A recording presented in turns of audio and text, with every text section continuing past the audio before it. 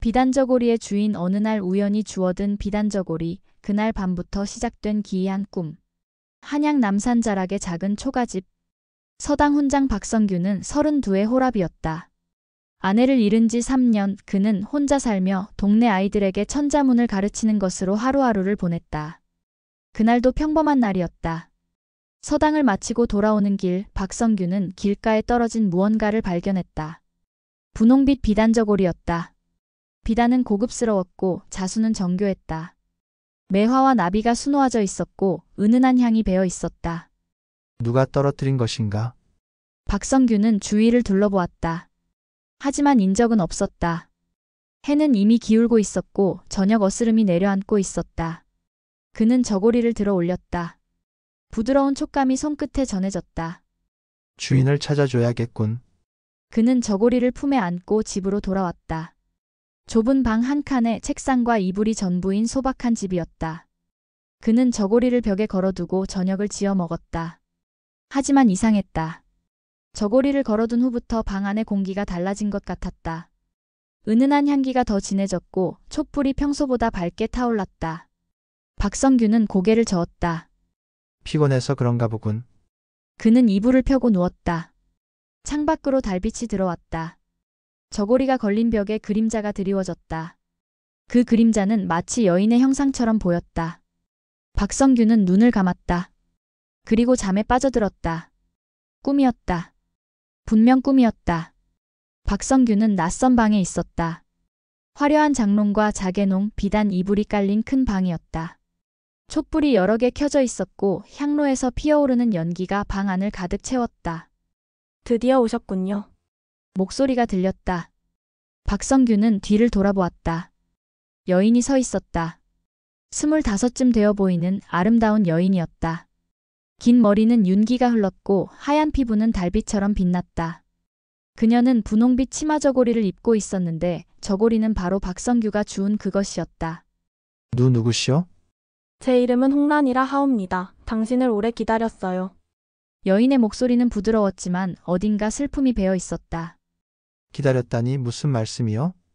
제 저고리를 주워주실 분을 말이에요. 그분이 바로 당신이었군요. 홍란이 한 걸음 다가왔다. 박성규는 뒷걸음질 쳤다. 이것은 꿈이요 그렇지? 꿈이라고 생각하신다면 꿈이겠지요. 홍란이 미소 지었다. 그 미소는 요염하면서도 애처로웠다. 하지만 이 꿈이 끝나도 당신은 저를 잊지 못할 거예요. 무슨 소리를? 홍란이 박성규의 손을 잡았다. 그녀의 손은 차가웠다. 하지만 동시에 뜨거운 무언가가 전해졌다. 저와 함께 있어주세요. 오늘 밤만이라도. 이것은 옳지 않소. 옳고 그름이 무슨 소용이 있나요? 꿈속에서는 모든 것이 허락되잖아요. 홍란이 박성규의 가슴에 얼굴을 묻었다. 그녀의 체온이, 숨결이, 향기가 그를 감쌌다. 당신은 외롭지 않으신가요? 그 한마디에 박성규의 마음이 흔들렸다. 그는 외로웠다. 3년 동안 혼자 살며 아내의 빈자리를 메우지 못하고 있었다. 저도 외로워요 너무나 오래. 홍란이 고개를 들어 박성규를 바라보았다. 그녀의 눈에는 눈물이 맺혀 있었다. 제발 저를 안아주세요. 이렇게 차가운 몸을 당신의 온기로 녹여주세요. 박성규의 팔이 저절로 움직였다. 그는 홍란을 끌어안았다. 그녀의 몸은 처음엔 차가웠지만 점점 따뜻해졌다. 아니, 뜨거워졌다. 홍란. 성규님. 둘은 바닥에 주저앉았다. 홍란의 저고리가 벗겨졌다. 하얀 어깨가 드러났고 박성규는 숨을 죽였다. 이것은 꿈이요. 그렇다면 꿈속에서라도 저를 당신의 여자로 만들어주세요. 홍란의 입술이 박성규의 입술에 닿았다. 달콤하고 부드러운 감촉이었다. 박성규는 저항할 수 없었다. 아니, 저항하고 싶지 않았다. 촛불이 흔들렸다. 그림자가 벽에서 춤을 췄다. 둘의 신음소리가 방 안을 채웠다. 박성규는 벌떡 일어났다. 온몸이 땀에 젖어 있었다. 숨은 거칠었고 심장은 미친 듯이 뛰었다. 꿈이었나? 그는 주위를 둘러보았다. 자신의 좁은 방이었다. 벽에는 여전히 분홍빛 저고리가 걸려 있었다. 달빛이 저고리를 비추고 있었다. 이상한 꿈이었군. 박성규는 이불을 정리하며 고개를 저었다. 하지만 이상했다. 몸에서 홍란의 향기가 났다. 그리고 입술에는 그녀의 입맞춤이 아직 남아있는 것 같았다. 말도 안 돼, 꿈일 뿐인데. 그는 물을 한 그릇 마시고 다시 누웠다.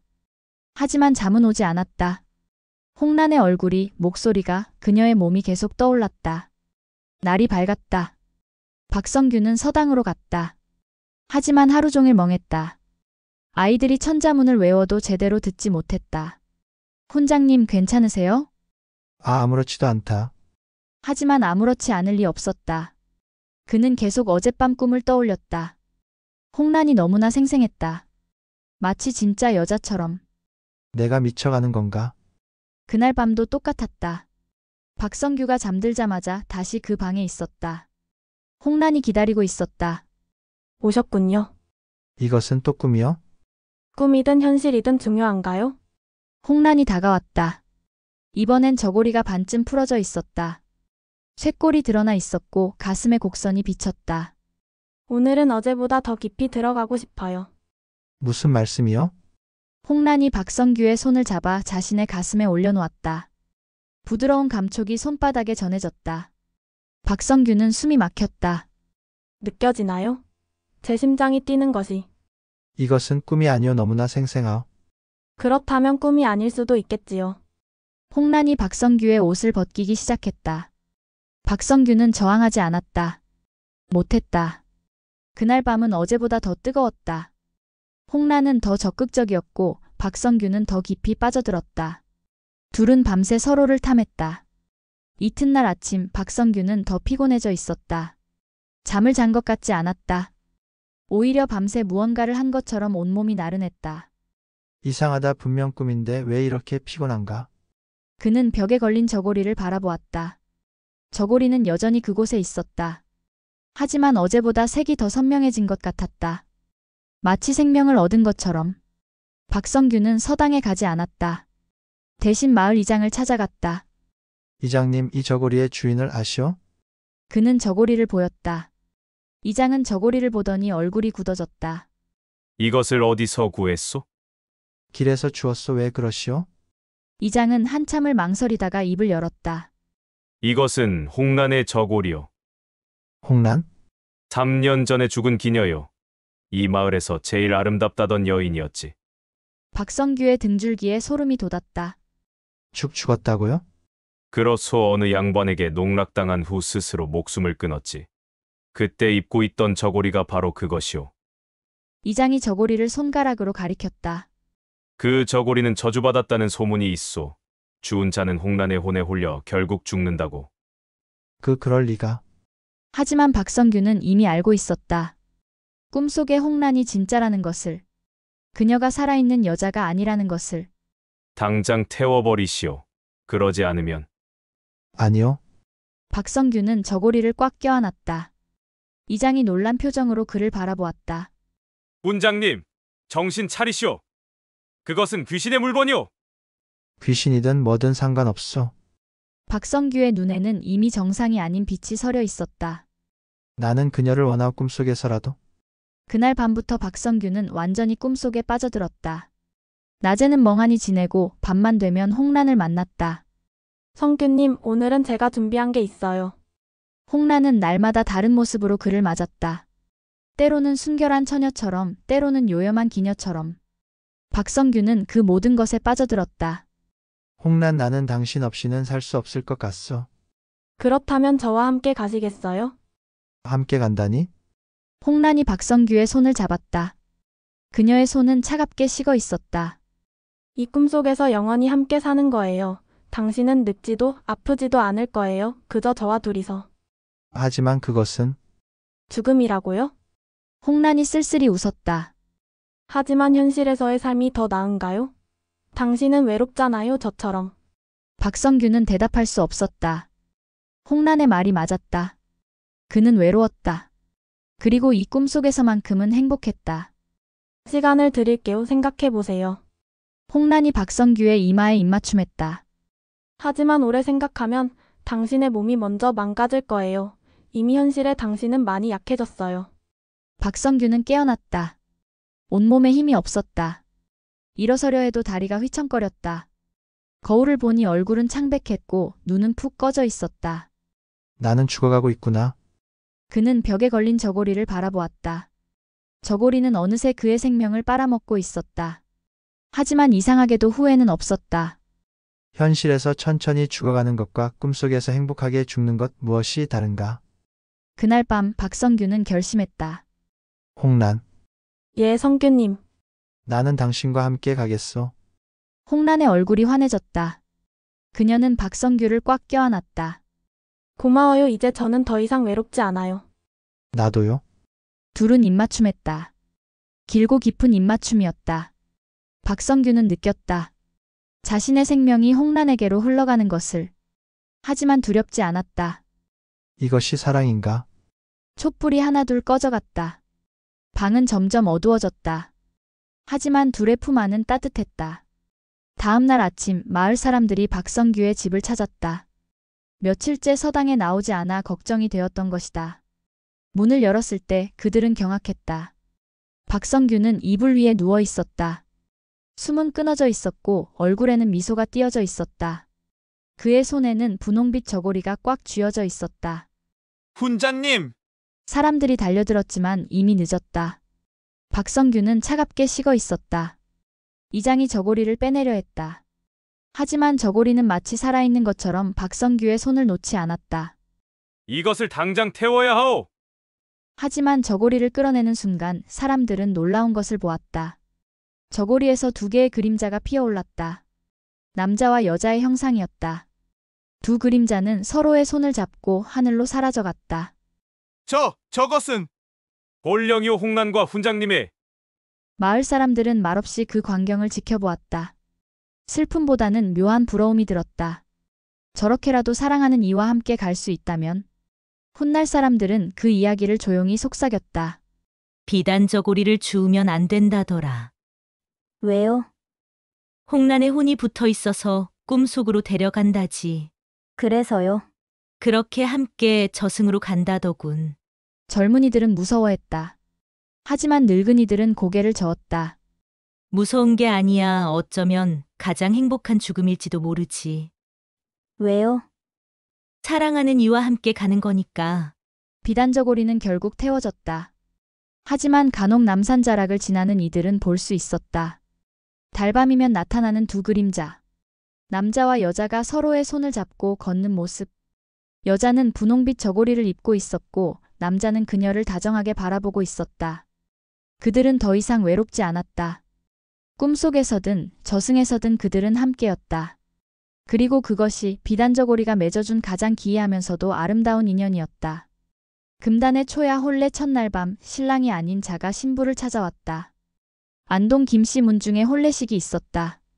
신랑은 김문섭 26의 양반 도련님이었고 신부는 나주 정씨 규수 정화련 20의 처녀였다. 혼례는 성대했다.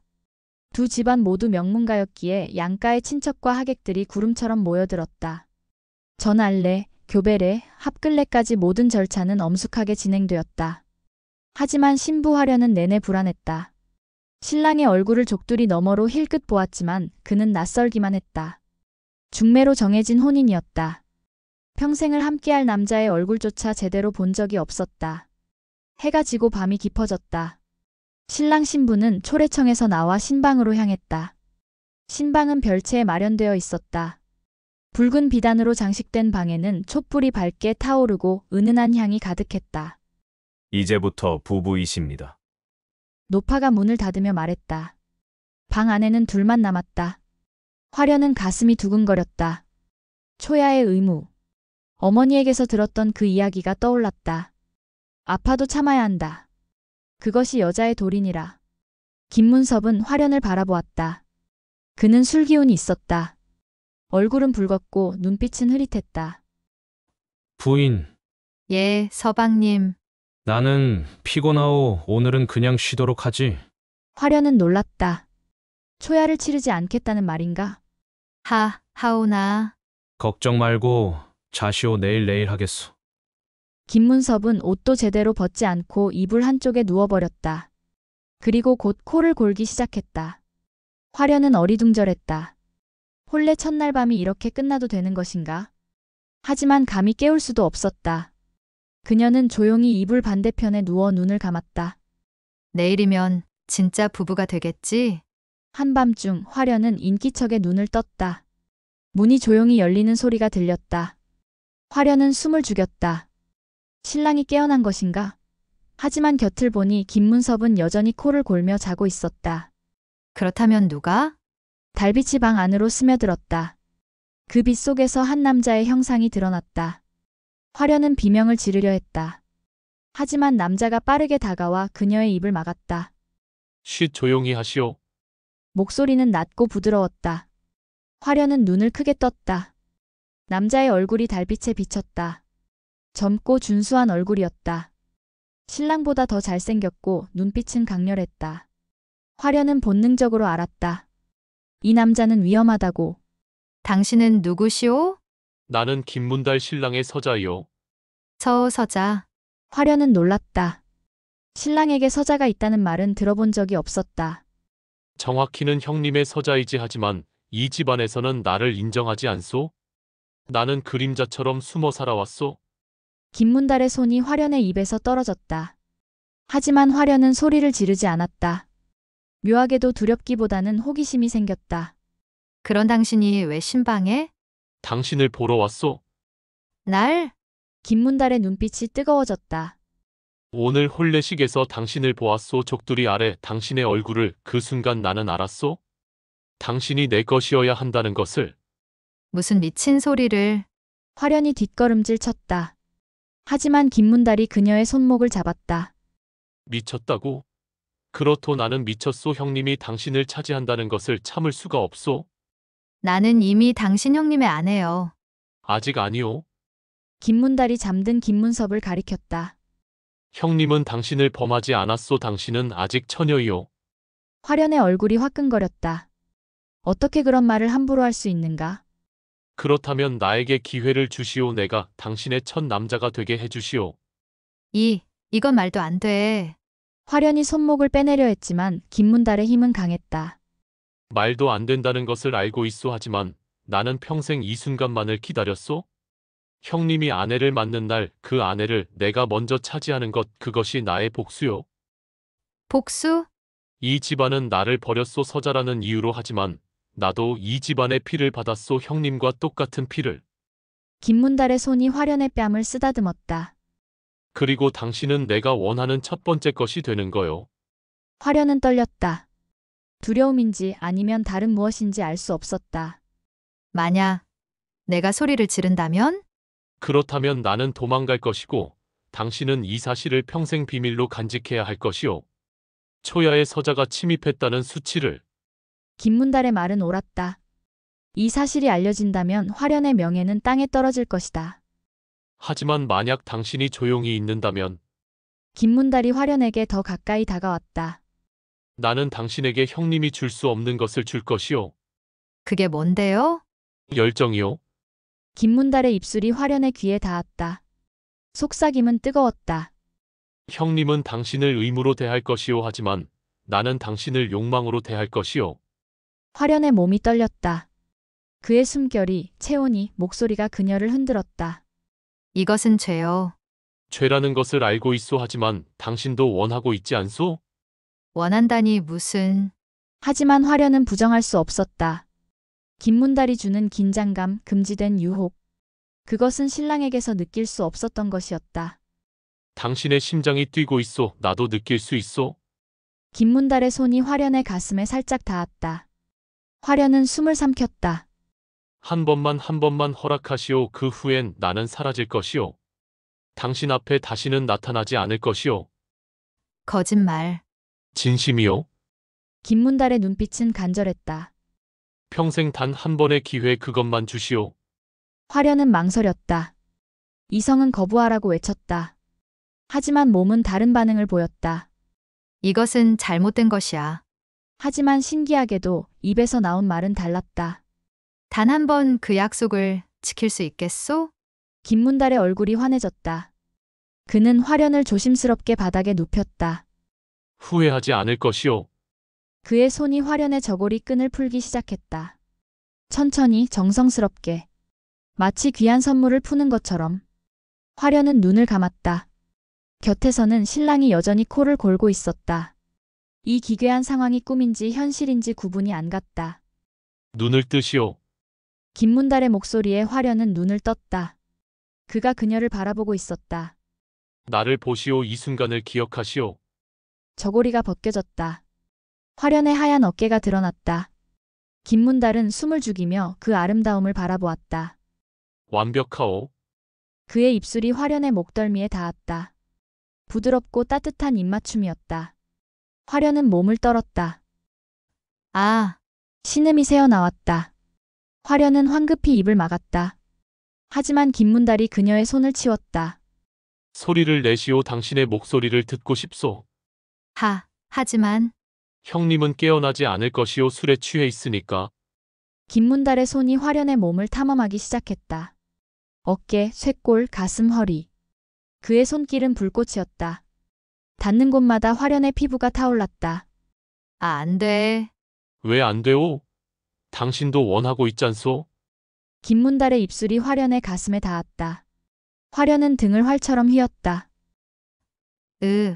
보시오. 당신의 몸은 정직하오. 화련은 부끄러웠지만 동시에 황홀했다. 이런 감각은 처음이었다. 신랑과의 첫날 밤에 느껴야 할 것을 지금 서자에게 느끼고 있다는 죄책감. 하지만 그 죄책감마저도 쾌락으로 변했다. 당신은 악마요? 그렇다면 당신은 악마에게 몸을 허락한 여자요. 김문달이 화련의 속옷을 벗기기 시작했다. 화련은 다리를 오므렸다. 부끄럽소. 부끄러워할 것 없소. 당신은 아름다우니까. 마지막 옷이 벗겨졌다. 화련은 완전히 벗은 몸으로 그 앞에 누워 있었다. 달빛이 그녀의 피부를 비췄다. 완벽하오. 내가 평생 상상했던 것보다 더. 김문달도 옷을 벗기 시작했다. 그의 몸이 드러났다. 단단한 근육과 넓은 어깨. 화련은 숨을 죽였다. 이제 진짜 시작이요. 김문달이 화련의 다리 사이에 자리 잡았다. 화련은 긴장으로 온몸이 굳었다. 아플 것이오. 하지만 곧 익숙해질 것이오. 기다려. 아직. 지금이 아니면 기회가 없소. 김문달이 천천히 들어왔다.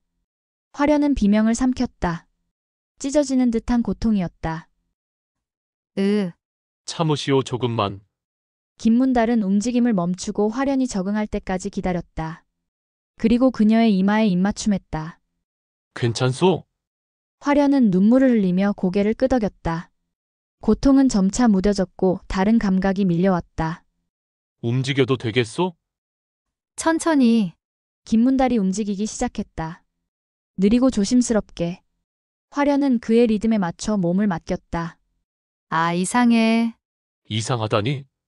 아픈데 동시에. 기분 좋지 않소? 화련은 대답하지 않았다. 하지만 그녀의 몸이 대답했다.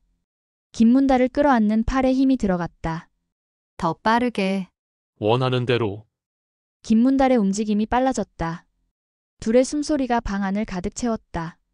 땀이 흘렀고 신음이 새어나왔다. 나를 느끼오. 나를 기억하시오. 화련은 눈을 감았다. 온몸의 신경이 한 곳으로 모였다. 무언가가 폭발할 것 같았다. 나 이상해. 뭔가. 그대로 느끼시오. 두려워 말고. 그 순간 화련은 처음으로 절정을 맛보았다. 온몸이 경련하며 떨렸고 입에서는 억제할 수 없는 비명이 터져나왔다. 김문달이 그녀의 입술을 막았다. 입맞춤 속에서 둘은 함께 정점에 도달했다. 한참 후 둘은 땀에 젖은 채 누워 있었다. 화련은 멍한 표정으로 천장을 바라보았다. 나는 지금 무슨 짓을 한 것인가? 죄책감이 밀려왔다. 하지만 동시에 이상한 만족감도 느껴졌다. 김문달이 옷을 입기 시작했다. 약속대로 이제 사라지겠소. 정말 다시 나타나지 않을 거요? 그렇소. 하지만 김문달이 화련을 바라보았다. 당신은 나를 잊지 못할 것이오. 오늘 밤을, 이 감각을. 화련은 부정할 수 없었다. 그의 말이 맞았다. 그리고 혹시 김문달이 화련의 배를 가리켰다. 만약 아이가 생긴다면 그것이 누구의 아이인지는 아무도 모를 것이오. 화련은 소름이 돋았다. 그 가능성을 생각하지 못했다. 하지만 당신은 알겠지요. 그 아이의 진짜 아버지가 누구인지. 김문달이 미소 지었다. 그리고 창문을 통해 사라졌다. 화련은 홀로 남았다. 몸은 나른했고 다리 사이에는 축축한 흔적이 남아 있었다. 그녀는 천천히 옷을 입고 이불을 정리했다. 곁에서는 신랑이 여전히 코를 골고 있었다. 다음 날 아침 김문섭이 깨어났다. 어젯밤에 미안하오. 술을 너무 많이 마셔서. 괜찮아요, 서방님. 화련은 담담하게 대답했다. 오늘 밤에는 제대로 하겠소. 예, 서방님. 하지만 화련은 알고 있었다. 오늘 밤 신랑이 무엇을 해도 그것은 어젯밤의 그것과는 다를 것이라고. 초야는 이미 지나갔다. 신랑이 아닌 자의 손에 의해서 세월이 흘렀다. 화련은 아들을 낳았다. 김문섭은 기뻐하며 아들을 정식 적자로 인정했다. 하지만 간혹 화련은 아들의 얼굴을 보며 생각했다. 이 아이는 누구를 닮았을까? 신랑과 닮았는지 아니면 그날 밤의 서자와 닮았는지. 그 답은 아무도 몰랐다. 오직 화련만이 알고 있었다. 그리고 어디선가 김문달도 알고 있을 것이다. 금단의 초야. 그것은 화련의 평생 비밀이 되었다. 하지만 간혹 밤이면 그녀는 그날을 떠올렸다. 달빛 아래에서 서자와 나누었던 그 열정을. 죄스러웠지만 가장 뜨거웠던 밤. 그것이 화련이 경험한 진짜 초야였다.